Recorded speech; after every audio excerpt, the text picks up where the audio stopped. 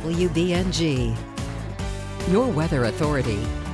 This is 12 News This Morning. And thank you for joining us at 6:30. We're taking a look at some temperatures for later on today on your Monday. And of course, you can see high 50s, mid 50s throughout parts of our day. So a relatively nice one right now.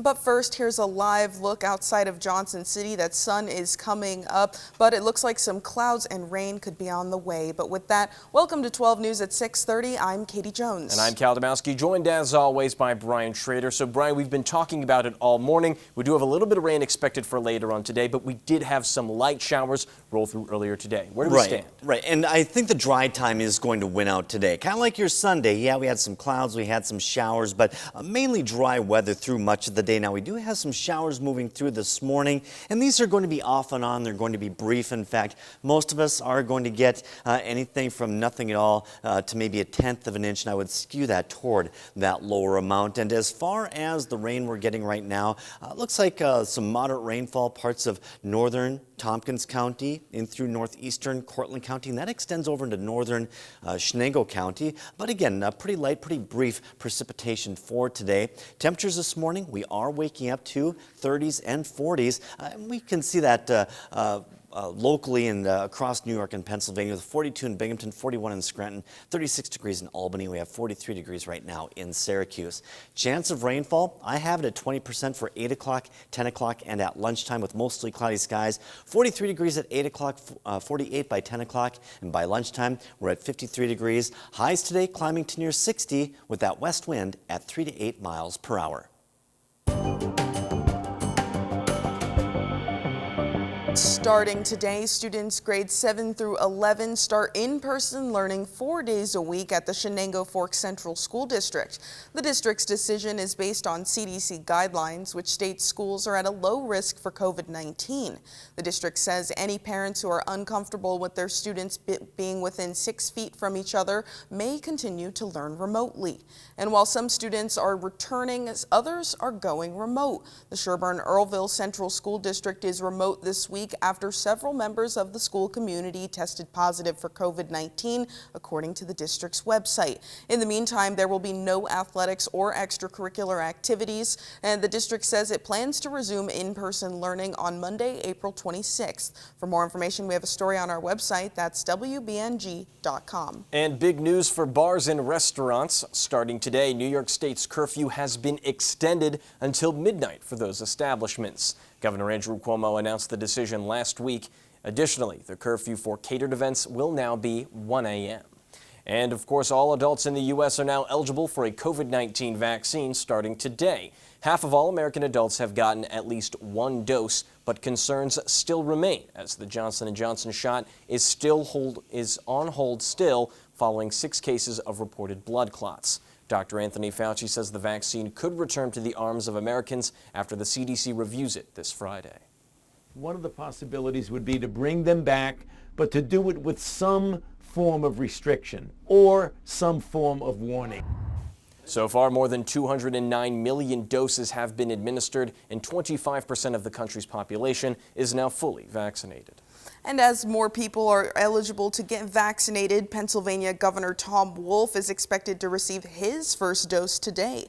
According to the governor's office, Wolf is expected to receive it this morning at 9:30 at the Family First Health Center in York, Pennsylvania. And appointments are still available for vaccine clinics at the SUNY Broome Ice Center today and tomorrow. Appointments are from 9 a.m. to 5 p.m. and are for the Pfizer vaccine. The Broome County Health Department also has appointments open for its clinic at the American Legion Post in Whitney Point on Wednesday from 10 a.m. to 2 p.m. Now, all of those appointments are for eligible Broome County residents only. And to register for a dose, we have a link on our website. That's WBNG.com. At last check, more than 160 spots are still open across all 3 clinics. And as the vaccine rollout continues, we're now taking a look at New York State's vaccine trackers. You can see right here. And in Broome County, this is 83,000 people that have received at least one dose of the vaccine, with more than 61,000 people being fully vaccinated. And let me pull up Tioga County for you guys right here so you can see. So this is Tioga County. Let me pull it up. 14,000, almost to 15,000 people that have been receiving that first dose of the vaccine, and more than 10,000 people have received both doses. Well, on a global scale, Australians can now travel to New Zealand without having to quarantine. This is part of a travel bubble between the two countries, which opened on Monday. Now, Australia had already allowed for New Zealand travelers to visit without quarantining. Under the rules, visitors from Australia will not be allowed into New Zealand if they test positive for the virus within 14 days prior or present of their COVID-19 symptoms. And happening today, closing arguments in the Derek Chauvin trial are set to begin. There have now been 45 witnesses and experts involved in the trial over the past 3 weeks. Prosecutors say the restraint Chauvin used on George Floyd is how Floyd died. Chauvin's attorneys claim underlying health conditions and drug use are the predominant factors in Floyd's death. They contributed to Mr. Floyd having a sudden cardiac arrest, in my opinion. It's not part of our training, and it is certainly not part of our ethics or our values. Chauvin faces murder and manslaughter charges. If convicted, he faces up to 40 years in prison. And right now, businesses are boarding up in preparation for the end of Chauvin's trial later this week, and schools could also be going remote.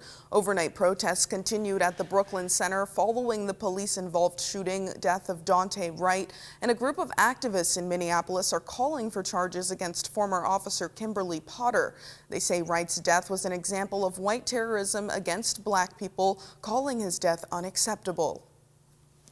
This was a devastating and unacceptable event that should not only break our hearts, it should make us angry. This was not a mistake. It was not a mistake. Officers know how to peacefully apprehend. The group is also calling for an end to Operation Safety Net, calling it another example of white terrorism against black people. And the city of Philadelphia is also preparing for protests following the Derek Chauvin trial. City leaders say they have a response plan which includes potential street closures, more schedule changes with the police department, and assistance from the Pennsylvania National Guard along with state police. Most folks in our city will notice an increased presence. We will do everything possible to avoid causing disruptions to the daily lives of our residents and visitors.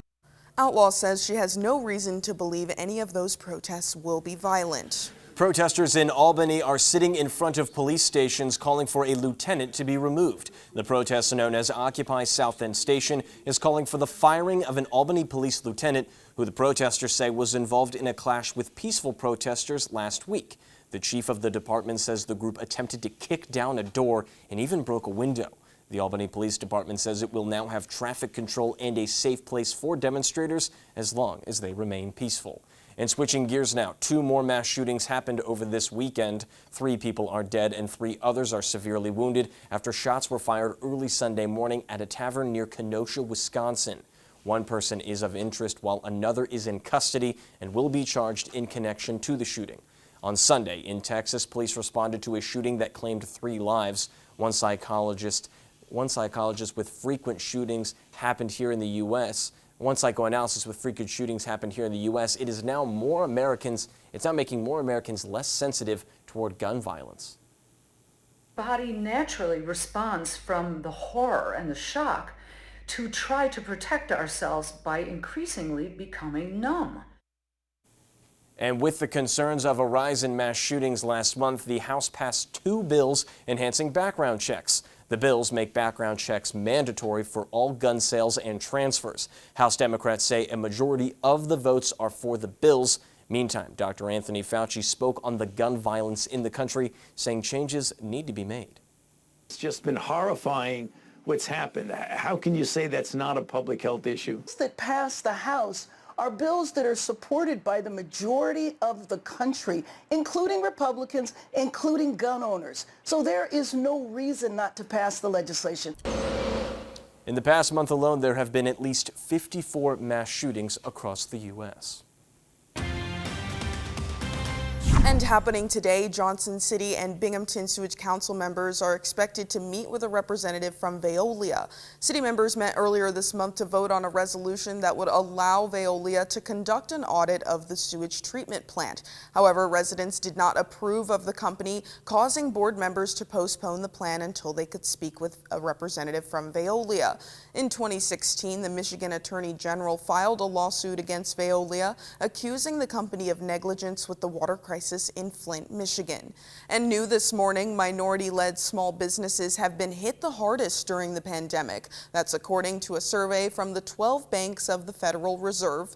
And among the nearly 10,000 small businesses they surveyed, the officials reported more declines in sales compared to white-owned businesses. White-owned businesses were twice as likely to get approved for financing, and the survey only had businesses with fewer than 500 employees. And the time is now 6:41, and just ahead on 12 News this morning, researchers have come up with a solution on putting out wildfires and decreasing them. We'll tell you how they're doing it. And astronauts are preparing for a space launch. What makes this one different from others? But first, we'll take a live look outside right now at Johnson City. Doesn't quite look like space right now, but of course a gorgeous shot right there from atop our station. Let's bring in Brian Schrader now, as we are anticipating a little bit of rain. But Brian, it looks pretty gorgeous right now. Yeah, it looked like a little sunshine peeking through, but at the same time, we do have some clouds on the satellite with some scattered showers moving through. Take a look at what's going on to our west. Looks like dry over parts of western New York, western Pennsylvania, but there are some additional showers moving across Lake Erie. Temperatures 30s and 40s this morning, a little colder in Stamford at 29 degrees, but we have 35 in Afton, 42 in Binghamton, 38 in Appalachian. I'll have your complete Storm Track 12 forecast coming up shortly.